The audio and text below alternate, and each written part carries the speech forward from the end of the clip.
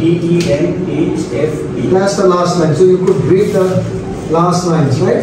আচ্ছা, আমি হচ্ছে লেসিক করেছিলাম গত বছর অগাস্টে, সো অলমোস্ট 1 বছর হয়ে গিয়েছে। সো আপনারা যারা আমাদের আগের ভিডিওটা দেখেছিলেন সবার সব থেকে ইম্পর্টেন্ট কোয়েশ্চেন ছিল, অথবা সব থেকে বেশি কোয়েশ্চেনটা ছিল যে এখন কি অবস্থা। সো ভাবলাম যে এখন কি অবস্থা, 1 বছর পর কেমন আছি, আমার চোখ কেমন আছে, সব ডিটেলস এখন আপনাদের একবার জানাই। কিছুদিন আগেই আমরা ঢাকা আই কেয়ারে ফলো আপ করে এসেছি। সো ফলো আপের রেজাল্ট কী এসেছে এটা ডিটেইলে আপনাদের জানাবো। প্লাস হচ্ছে আমাদের আগের ভিডিওতে সবথেকে বেশি কোয়েশ্চেন ছিল যেসব টপিকে, সে ব্যাপারেও কিছু বলবো। এবং আমার মনেও কিছু কোয়েশ্চেন ছিল, 4-5টা কোয়েশ্চেন ছিল যেগুলো আমি হারুন স্যারকে করেছিলাম। হারুন স্যার ওগুলো আলোচনা করেছে, সেই পার্টটাও থাকবে এই ভিডিওতে। সো ফার লেসিকের ব্যাপারে আপনাদের যত কোয়েরি আছে আমি ট্রাই করবো সব কিছু এই ভিডিওতে বলার, লাইক আমাদের প্রিভিয়াস ভিডিও। সো আগের ভিডিও আপনারা না দেখে থাকলে আই বাটন অথবা ডিসক্রিপশন থেকে দেখে নেবেন। এবং অবশ্যই ভিডিও ভালো লাগলে অবশ্যই ভিডিওতে লাইক করবেন। আমরা আশা করব যে অ্যাটলিস্ট 100 লাইক হবে এই ভিডিওতে। সো চলুন শুরু করি।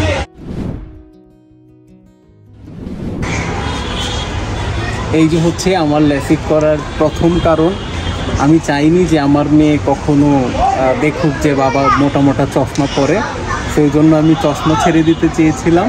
এটা হচ্ছে আমার প্রথম কারণ যে আমার বেবি হওয়ার আগেই আমি লেসিকটা করে ফেলবো। তাছাড়া আরও কিছু কারণ ছিল, যেরকম গ্লাস পরতে খুবই আনইজি লাগে।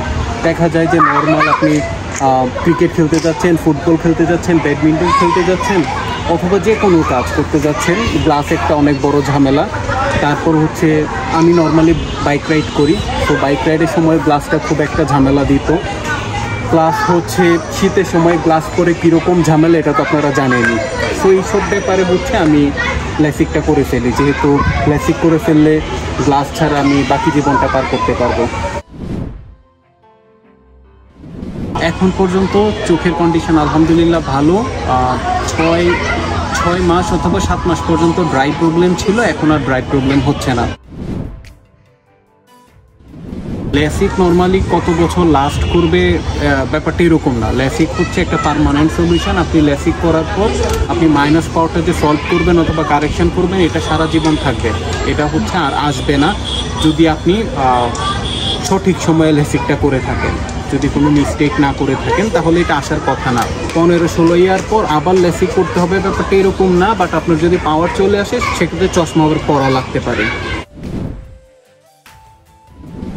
নর্মালি লেসিকের পর ডক্টর বলে থাকে 1 সপ্তাহ থেকে 10 দিন হচ্ছে পানি ইউজ না করার জন্য। তো আপনারা এটাই ফলো করবেন। আমরা যতটুকু স্টাডি করে দেখেছি যে আপনি 18তে লেসিক করাটা একটু আর্লি, কারণ হচ্ছে লেসিকটা আপনার চোখের পাওয়ার স্টেবল হওয়ার পরেই করা ভালো। সো সেক্ষেত্রে আমি সাজেস্ট করবো 20 থেকে 25 বছরের সময় লেসিক করুন বেস্ট, এবং অবশ্যই 30-এর আগে। 30-এর পর লেসিক করাটা মোটামুটি বোকামি। আমি যেদিন লেসিক করতে গিয়েছিলাম সেই দিন -10 পাওয়ারেরও কারেকশান করেছিল একজন। তো আপনারা বুঝে নিন। তো -0.5 থেকে -1 থেকে শুরু করে -10 পর্যন্ত কারেকশান করা যায় লেসিকে। আসলে লেসিক যেদিন করবেন ওদিন হালকা একটু চোখ থেকে পানি যাবে, হালকা একটু জ্বালাপোড়া করবে, বাট ডক্টর সাথে যেসব ড্রপ দিয়ে দেয় সেসব প্রপারলি ইউজ করলে জ্বালাপোড়ার বা ইস্যুটা থাকে না। আমি এখনও কালারের ইস্যুটা ফেস করছি না, আমি সব কালারই প্রপারলি দেখি। সব থেকে ইম্পর্টেন্ট কোয়েশ্চেন যেটা ছিল যে লেসিকের 1 বছর পর আমার চোখ কেমন আছে, আলহামদুলিল্লাহ খুবই ভালো আছে। আমি হচ্ছে বাইক রাইড করি, আমি ব্যাডমিন্টন খেলি, ক্রিকেট খেলি, ক্যারাম বোর্ড খেলি। মানে আগে আমার লেসিকের আগে আমার নর্মাল লাইফ যেরকম ছিল, অথবা গ্লাস নেওয়ার আগে আমার নর্মাল লাইফ যেমন ছিল, আমি 100% ওই লাইফটা লিড করতেছি এখন। আর হচ্ছে সব থেকে আরেকটি ইম্পর্টেন্ট ব্যাপার, আমি সুতাও ঢুকাতে পারি। সো বুঝতে পারছেন যে লেসিকের পর আমার চোখের এখন কি অবস্থা। সো আমি সব রকমভাবেই ট্রাই করে দেখেছি। সো আমার চোখ আলহামদুলিল্লাহ ভালো আছে। আচ্ছা, আরও কিছু কোয়েশ্চেনের অ্যান্সার দেওয়ার আগে চলুন আমার ডক্টর চেক আপে ডক্টর কী বলেছিল এবং আমার চোখের কি অবস্থা জানিয়েছিল তা জেনে আসি। তো ঠিক আছে, পড়ো দেখি। এর নিচে FU FME পড়ো। TVB UPHP EAODT DENHFE. That's the last line. So you could read the last lines, right? Absolutely perfect. ঠিক আছে? তুমি খুব ভালো লিখছো ল্যাসিকের পরে, ঠিক আছে? অন্য কোনো সমস্যা নেই। তো আর কোনো কিছু জানতে চাও বলো। আর কিছু লাইক আমার আগের ভিডিওতে প্রচুর কোয়েশ্চেন ছিল যে ল্যাসিকের পর কতদিন পর্যন্ত আমার এই পাওয়ারটা ঠিক থাকবে। রাইট। তো এটা আসলে একটা স্থায়ী সমাধান, permanent solution till the age of 40। আচ্ছা, 40-এর পরে সবারই আবার কাছে ছোট লেখা পড়তে সমস্যা, যেটাকে আমরা প্রেস বায়োপিয়া বলি বা চালসি বলি। তো সেটা তো তোমার এখনো সেই বয়স আসেনি, যেহেতু সেই বয়স আসলে তখন দেখা। আচ্ছা, ঠিক আছে না? তো এক কথায় বলা যায় ক্লাসিক একটা স্থায়ী সমাধান। আর স্যার আরেকটা হচ্ছে কনসার্নিং কমেন্ট এসেছিল যে কেউ একজন বললো যে সে ল্যাসিক করার পর তার চোখে হচ্ছে পানির ফোঁটার মতো ঝাপসা ঝাপসা কিছু একটা। ওই কমেন্টটাতে অনেকে আবার ভয় পেয়েছিল, আমিও ভয় পেয়েছিলাম যে এরকম আসলে প্রবলেম হয় কিনা, এরকম কি কোনো চান্স? না, আসলে মূলত ল্যাসিকের পরপর একটু ড্রাইনেস বাড়ে, তুমি জানো, এই জন্য আমরা এক ধরনের আর্টিফিশিয়াল টিয়ার ড্রপ দিই। আমি 6 মান্থ ইউজ করেছি। এখন বিষয়টা হচ্ছে যে অতিরিক্ত ড্রাই হলে তখন এরকম চোখে একটু ভেজা ভেজা ভার লাগে বা একটু পানি চলে আসে, সিম্পলি একটু ড্রাইনেস। এই ক্ষেত্রে আর্টিফিশিয়াল টিয়ার ড্রপ একটু ফ্রিকোয়েন্ট দিলেই সব ঠিক হয়ে যায়। স্ক্রিনে মোবাইলে আমরা থাকি তো একভাবে অপলক দৃষ্টিতে না তাকিয়ে থেকে একটু ব্লিঙ্ক করে দিলেই ড্রাইনেসটা কমে যায়। তারপরে একটু ডাক্তার দেখানো ভালো এই ধরনের ক্ষেত্রে। তো এই ধরনের কিন্তু কোনো বড় ধরনের কোনো সমস্যা নাই, তো সিম্পলি এটা শুষ্কতা, চোখের শুষ্কতা। স্যার আরেকটা কমন কোয়েশ্চেন ছিল যে অনেকেই বলছিল যে ইন্ডিয়ায় হচ্ছে সিল্ক, আমরা তো স্মাইল পর্যন্ত করি, তো অনেকেই বলছিল যে সিল্ক কন্ট্রোল এরকম সামথিং একটা কিছু বলছিল। স্যার এটা তো ডিটেল আমার কাছে নেই, এটার ব্যাপারে আপনি যদি মূলত স্মাইলটা হচ্ছে স্মল ইনসিশন লেন্টিকুলার এক্সট্রাকশন, এটা একটা পদ্ধতি, কর্নিয়াল রিফ্র্যাক্টিভ সার্জারি। এটা যে কোম্পানিটা করে এটা হচ্ছে কার্জাক্স ফ্রম জার্মানি। তো সেম টেকনোলজি, এদের প্যাটার্ন ছিল 10 বছর। সো সেই 10 বছর চলে যাওয়ার পরে অন্যান্য কোম্পানিরও তাদের সেম টেকনোলজি নিয়ে এসেছে, বিভিন্ন ব্র্যান্ড নেম। ওরকমই একটা ব্র্যান্ড নেম হচ্ছে সিল্ক। বাট স্মাইল এবং সিল্কের মধ্যে কোনো ডিফারেন্স নেই। আর তুমি কন্ট্রোলা জানতে চাচ্ছি, কন্ট্রোলা হচ্ছে ফেমটোল্যাসিক। কন্ট্রোলা হচ্ছে অ্যালকনের যে মেশিনটা, ওটার ব্র্যান্ড নেম তারা দিয়েছে কন্ট্রোলা। আসলে ফেমটোল্যাসিক এবং কন্ট্রোলা আলাদা নেই, একটা ট্রেড নেম হতে পারে, একটা ব্র্যান্ড নেম। তাহলে তো শুধু ইন্ডিয়া গিয়ে এক্সট্রা খরচ করার কোনো মানে বরং আমরা যারা স্মাইল করছি এই টেকনোলজি প্রায় 10-15 বছর ধরে করছে, তো সুতরাং ট্রায়াল অ্যান্ড এরার দিয়ে এটা টেকনোলজির সবচেয়ে উপরের অংশে চলে গেছে। আরেকটা সবাই জানতে চান যে আপনি ল্যাসিক করবেন কিনা। দেখুন, আমার লাইফে গোল ছিল যে আমি চশমা পরবো না, এছাড়া আমার আর কোনো প্রবলেম ছিল না। সো আমি ইজিলি ডিসিশনটা নিতে পেরেছি। বাট অনেকেই আপনারা হয়তো 6/6 জন্য ল্যাসিক করতে চান, সেক্ষেত্রে অবশ্যই ডক্টরের কনসাল্ট করে নেবেন। কারণ আমি যতটুকু জানি যে ইজিলি 6/6 হচ্ছে ল্যাসিক করে আসে না, অথবা ডক্টরও 6/6 গ্যারান্টি দেয় না।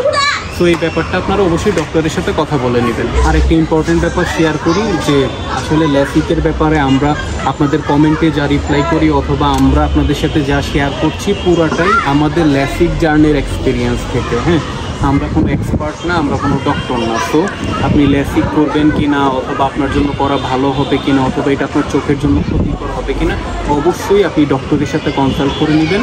আমরা ঢাকা আই কেয়ার হসপিটালে দেখিয়েছিলাম, এছাড়াও বাংলাদেশ আই হসপিটাল আছে এবং বাংলাদেশে আরও বেশ কিছু হসপিটাল আছে যেখানে ল্যাসিক করে থাকে।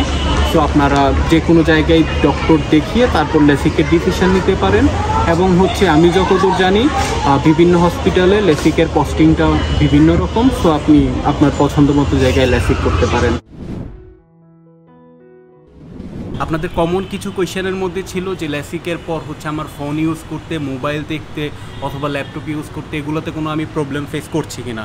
অ্যাকচুয়ালি বলতে গেলে এগুলোতে আমি কোনোই প্রবলেম ফেস করিনি। শুধু শুরুর দিকে হচ্ছে 8-10 দিন হচ্ছে ডক্টর না করেছিল, বাট আমি হয়তো বা 3rd অথবা 4th ডে থেকেই হচ্ছে আমি মোবাইল ইউজ করছিলাম, অল্প অল্প দেখছিলাম। সো এই আর কি। সো এখন পর্যন্ত কোনো প্রবলেম হচ্ছে না। আর আমি যে জবটা করি সেখানে হচ্ছে আমার 8 থেকে 10 ঘন্টা পার ডে ল্যাপটপ নিয়ে বসে থাকতে হয়। সো বুঝতেই পারছেন। আমি কন্টিনিউয়াসলি ইউজ করছি, তেমন কোনো প্রবলেম ফেস করছি না।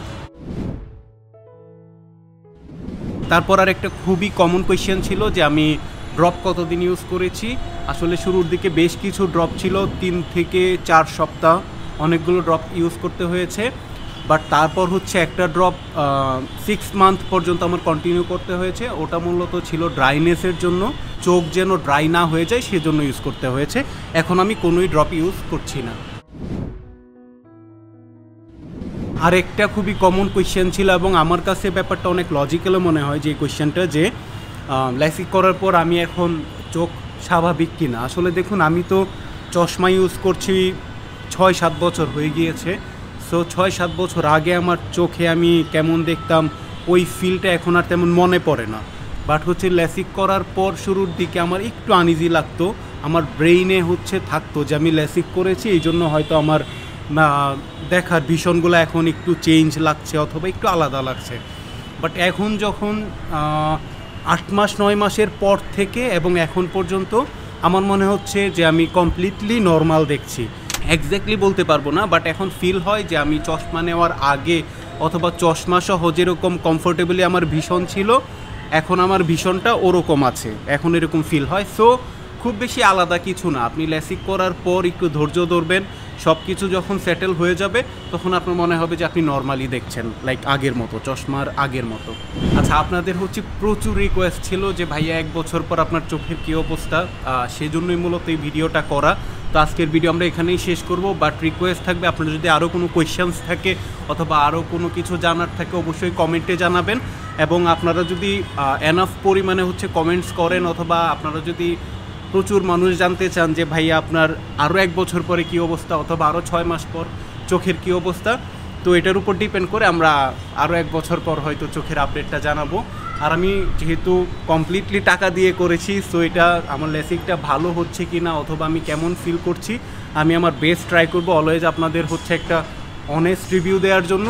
যারা হচ্ছে আমার ল্যাসিকের এক্সপিরিয়েন্স দেখে ল্যাসিক করবেন তারা যেন একটা প্রপার গাইডলাইন পান।